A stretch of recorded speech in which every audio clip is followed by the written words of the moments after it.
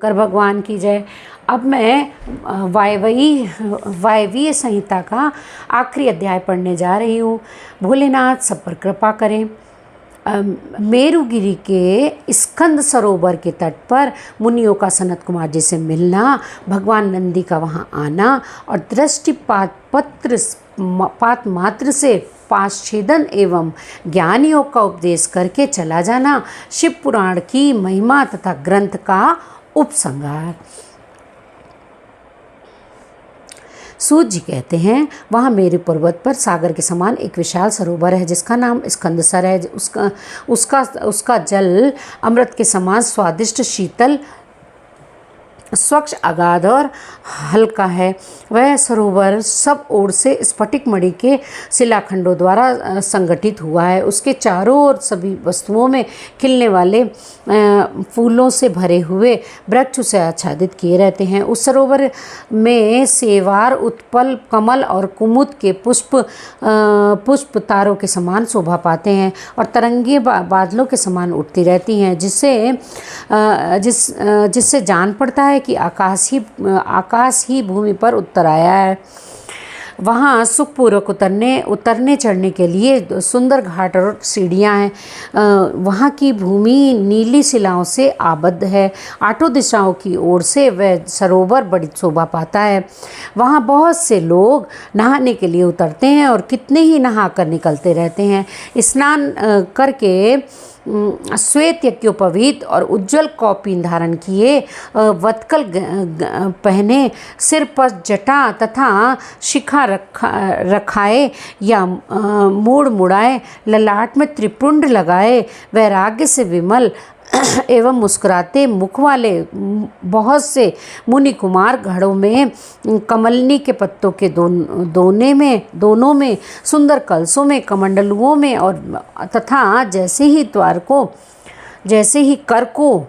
करवों आदि में अपने लिए दूसरों के लिए विशेषता देव पूजा के लिए वहाँ से नित्य जल और फूल ले जाते हैं। वहाँ इष्ट और शिष्ट पुरुष जल में स्नान करते देखे जाते हैं। उस सरोवर के किनारे की शिलाओं पर तिल, अक्षत, फूल और छोड़े हुए पवित्रक दृष्टि गोचर होते हैं। वहाँ स्थान पर अनेक प्रकार की पुष्प बलि आदि दी जाती है। कुछ लोग सूर्य को अर्घ्य देते हैं और कुछ लोग वेदी पर बैठकर पूजन आदि करते हैं। उस सरोवर के उत्तम तट पर एक कल्प वृक्ष के नीचे हीरे की शिला से बनी हुई वेदी पर कोमल मृग चर्म बिछाकर सदा बाल रूपधारी सनत कुमार जी बैठे थे। वे अपनी अविचल समाधि से उसी समय उपरत हुए थे। उस समय बहुत से ऋषि मुनि उनकी सेवा में बैठे थे और योगीश्वर भी उनकी पूजा करते थे। नैमिषारण्य के मुनियों ने वहाँ सनत कुमार जी का दर्शन किया, उनके चरणों में मस्तक झुकाया और उनके आसपास बैठ गए। सनत कुमार जी के पूछने पर उन ऋषियों ने उनसे ज्यों ही अपने आगमन का कारण बताना आरंभ किया, त्यों ही आकाश में दुदुम्बियों का तुमुल नाद सुनाई दिया। उसी समय सूर्य के समान तेजस्वी एक विमान दृष्टिगोचर हुआ, जो असंख्य गणेशों द्वारा चारों ओर से घिरा हुआ था। उसमें अप्सराएं तथा रुद्र कन्याएं भी थीं। वहाँ मृदंग, ढोल और वीणा की ध्वनि गूंज रही थी। उस विमान में विचित्र रत्न जड़ित चंदोआ तना था और मोतियों की लड़ियाँ उनकी शोभा बढ़ा रही थीं। बहुत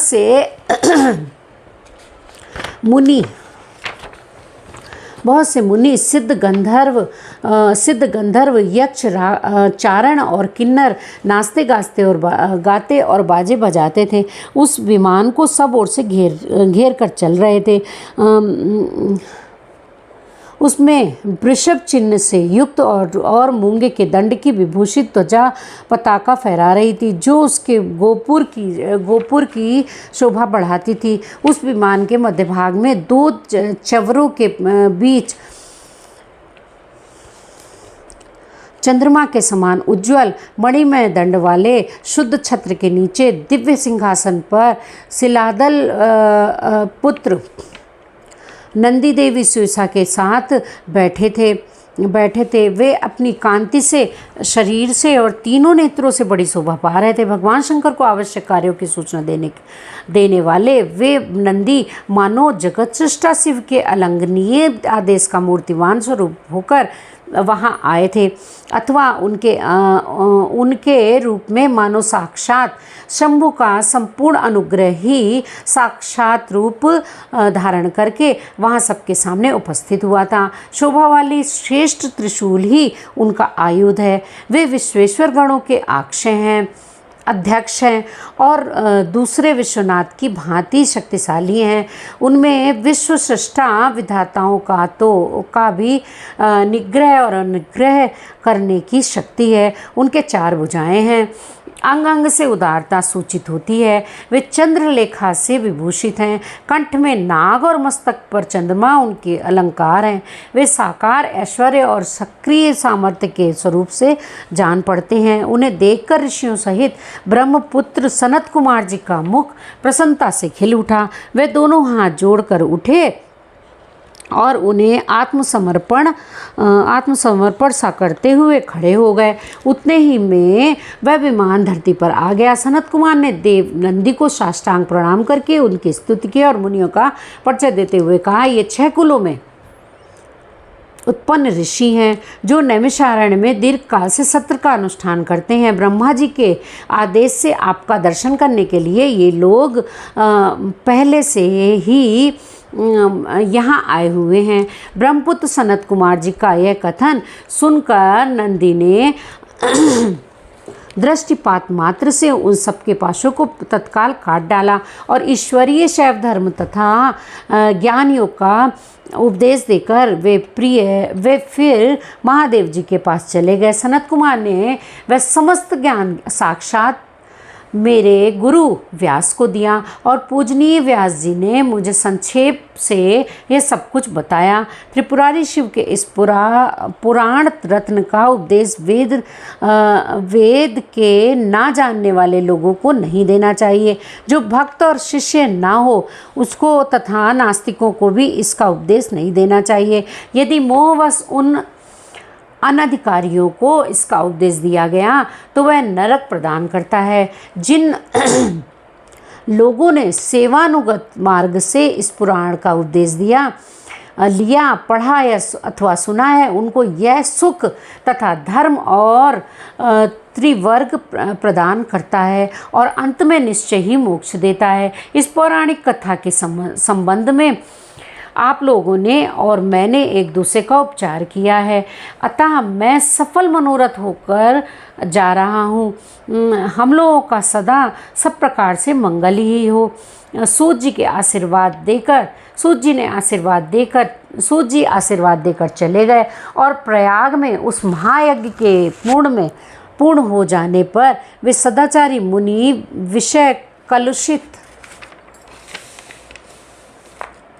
कलिकाल के आने से काशी के आसपास निवास करने लगे। तदंतर पशुपात से छूटने की इच्छा से इन सब ने पूर्णतया पाशुपात व्रत का अनुष्ठान किया और संपूर्ण बोध एवं समाधि पर अधिकार करके वे अनिंद महर्षि परमानंद को प्राप्त हो गए। बोलिए शंकर भगवान की जय। व्यासुवाच। अब व्यास जी कहते हैं, यह पुराण पूरा हुआ। इस हितकर पुराण को बड़े आदर एवं प्रयत्न से पढ़ना और सुनना चाहिए। नास्तिक श्रद्धाहीन षट महेश्वर के प्रति भक्ति से रहित तथा धर्मध्वजी पाखंडी को इसका उपदेश नहीं देना चाहिए। इसका एक बार श्रवण करने से ही सारा पाप भस्म हो जाता है। भक्तिहीन भक्ति पाता है और भक्त भक्ति की समृद्धि का भागी होता है। दोबारा श्रवण करने पर उत्तम भक्ति और तीसरी बार सुनने पर मुक्ति सुलभ हो जाती है। इसलिए मुमुक्षु पुरुषों को बारंबार इसका श्रवण करना चाहिए। किसी भी उत्तम फल को पाने के लिए शुद्ध बुद्धि से इस पुराण की 5 आवृत्ति करनी चाहिए। ऐसा करने से मनुष्य इस फल को प्राप्त कर लेता है, इसमें संशय नहीं है। प्राचीन काल के राजाओं, ब्राह्मणों तथा श्रेष्ठ वैश्यों ने इसकी 7 आवृत्ति करके शिव का साक्षात दर्शन प्राप्त किया है। जो मनुष्य भक्ति परायण हो इसका श्रवण करेगा वह भी इहलोक में संपूर्ण भोगों का उपभोग करके अंत में मोक्ष को प्राप्त कर लेगा। यह श्रेष्ठ शिव पुराण भगवान शिव को अत्यंत प्रिय है। यह वेद के तुल्य माननीय, भोग और मोक्ष देने वाला तथा भक्तिभाव को बढ़ाने वाला है। अपने प्रमथ गणों, दोनों पुत्रों और देवी पार्वती के साथ भगवान शंकर इस पुराण के वक्ता और श्रोता का कल्याण करें। बोलिए शंकर भगवान की जय, बोलो शिव पुराण की जय, बोलिए शिव परिवार की जय। इस प्रकार वायवीय संहिता में अध्याय 41 पूरा हुआ। वायवीय संहिता संपूर्ण, शिव पुराण संपूर्ण शिव पुराण ग्रंथ आपको सुनने को शिव पुराण प्लेलिस्ट में मिल जाएगा, तो आप उससे सुन सकते हैं।